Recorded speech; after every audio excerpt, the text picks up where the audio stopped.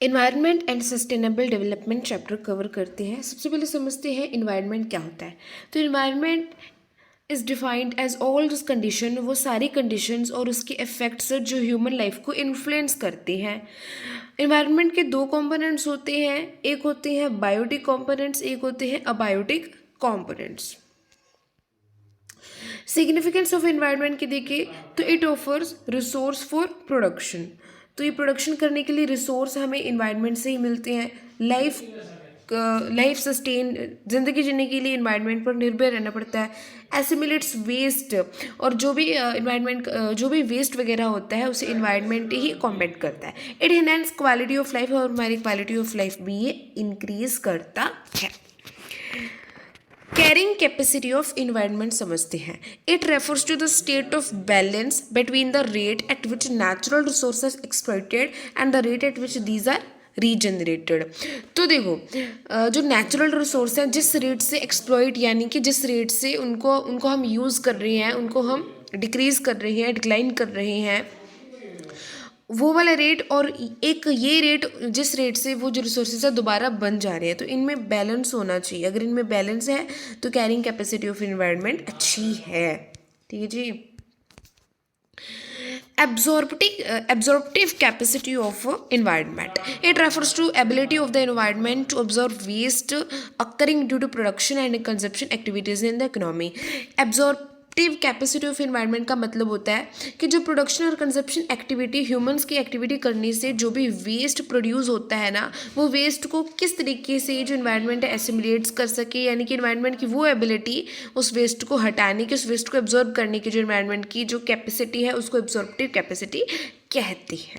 Environmental crisis की बात करें तो it occurs when carrying capacity of the environment. Carrying capacity का मतलब क्या है कि जिस रेट से जो हमारे रिसोर्सेज हैं वो एक्सप्लॉइट होते हैं, और उसी रेट से जो हमारे जो रिसोर्सेज हैं वो रीजनरेट हो इन्वायरमेंट के द्वारा, और वो जो कैपेसिटी होती है वो उसकी कैरिंग कैपेसिटी होती है इन्वायरमेंट की। अब इन्वायरमेंटल क्राइसिस के से हो क्या रहा है, नुकसान क्या पड़ रहा है, जो उसकी carrying capacity of the environment है वो चैलेंज हो रही है, यानी कि वो कम हो रही है through excessive exploitation of the natural resource, और when generation of waste exceeds absorptive capacity of the environment. अच्छा, इन्वायरमेंटल क्राइसिस से जो कैरिंग कैपेसिटी इन्वायरमेंट की, यानी कि जो इन्वायरमेंटल रिसोर्सेज को रीजनरेट क्यों नहीं इतना ज़्यादा कर पा रहे, क्योंकि जो नेचुरल रिसोर्स है ह्यूमंस के द्वारा बहुत ज़्यादा एक्सप्लॉइटेड हो रहे हैं, बहुत ज़्यादा यूज़ हो रहे हैं, बहुत ज़्यादा उनको हम नुकसान पहुंचा रहे हैं, और जो वेस्ट का जनरेशन बहुत ज़्यादा हो रहा है, इतना ज़्यादा हो रहा है कि इन्वायरमेंट भी उसको कॉम्बैट नहीं कर पा रहा है, सही नहीं कर पा रहा है। कॉजेज ऑफ इन्वायरमेंटल क्राइसिस, क्यों हो रहे हैं इन्वायरमेंटल क्राइसिस। एक तो पॉपुलेशन बहुत ज़्यादा बढ़ रही है, पॉपुलेशन बढ़ रही है, जैसे फॉरेस्ट को काट के हम वहाँ पर बिल्डिंग्स और हमारे अपने घर बना रहे हैं, पॉपुलेशन एक्सप्लोजन के कारण ही हो रहा है। वाइड स्प्रेड पावर्टी है, तो ऐसी चीज़ें बढ़ गई हैं। ठीक है। इंक्रीजिंग अर्बनाइजेशन की वजह से पेड़ वगैरह बहुत कम है, इन्वायरमेंटल क्राइसिस है, वेस्ट बहुत ज़्यादा बढ़ रहा है, इंडस्ट्रीज बढ़ रही हैं। Increasing use of insecticides, pesticides and chemical fertiliser, agriculture में इन सब चीज़ों का यूज़ करना मिट्टी को ख़राब करता है। रैपिड इंडस्ट्रियलाइजेशन भी आपको मैंने बताई है कि इनका जो वेस्ट है वो रिवर्स में बहता है और ये वाटर पोल्यूशन होता है। Multiplicity of the transport vehicles, ये noise pollution, sound air pollution करते हैं। डिसरिगार्ड टू सिविक नॉर्म्स, और हम अपने सिविक नॉर्म्स को मानते नहीं। अगर हम अपने सिविक नॉर्म्स को माने तो इन्वायरमेंटल क्राइसिस ना हो। ठीक है जी। तो ये सिविक नॉर्म्स को हम मानते नहीं, तो ये होता है।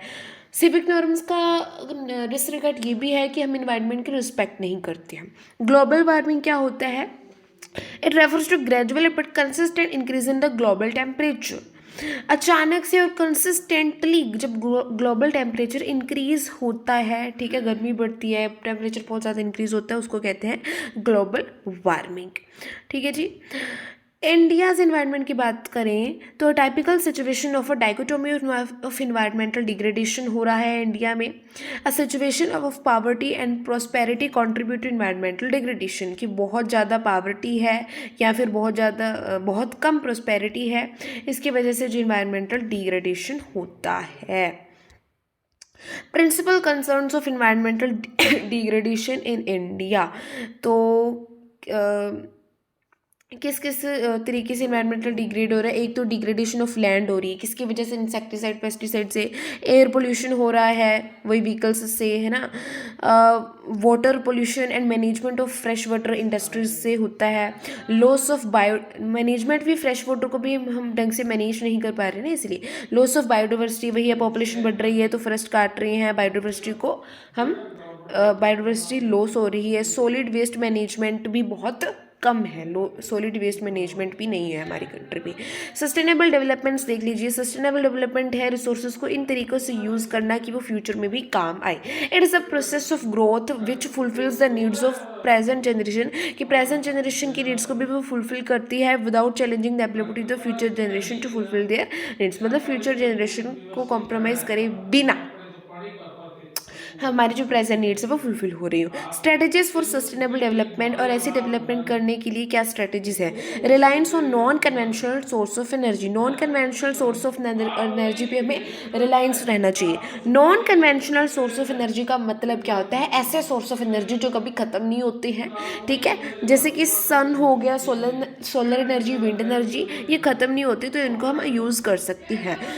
एलपीजी, गोबर gas in rural area, LPG और गोबर गैस का यूज़ कर सकते हैं, ये भी एक अच्छा बायोटिक फिनोमिना है। सीएनजी अर्बन एरियाज में यूज़ करो, जैसे पेट्रोल कार्स को अवॉइड करके सीएनजी कार्स लाओ, ठीक है। ये पेट्रोल एक, क्योंकि पेट्रोल एक कन्वेंशनल सोर्स है, वो कभी ख़त्म हो जाएगा तो फिर कहाँ से लाओगे, ये बताएं। विंड पावर का यूज़ करो, सोलर पावर को यूज़ करो थ्रू फोटोवोल्टिक सेल्स के द्वारा। मिनी हाइडल प्लांट्स लाओ, ठीक है जी। ट्रेडिशनल नॉलेज एंड प्रैक्टिसेस यानी कि पुरानी तरीके से चलो। बायो कंपोस्टिंग करो, बायोपेस्ट कंट्रोल करो, मतलब बायोपेस्ट जो भी पेस्टिसाइड्स हैं उनको कंट्रोल करो। बायो कंपोस्टिंग यानी कि खाद वगैरह का यूज़ करो। तो इनसे हमारा जो सस्टेनेबल डेवलपमेंट हो सकता है। एंड हमारा चैप्टर कंप्लीट।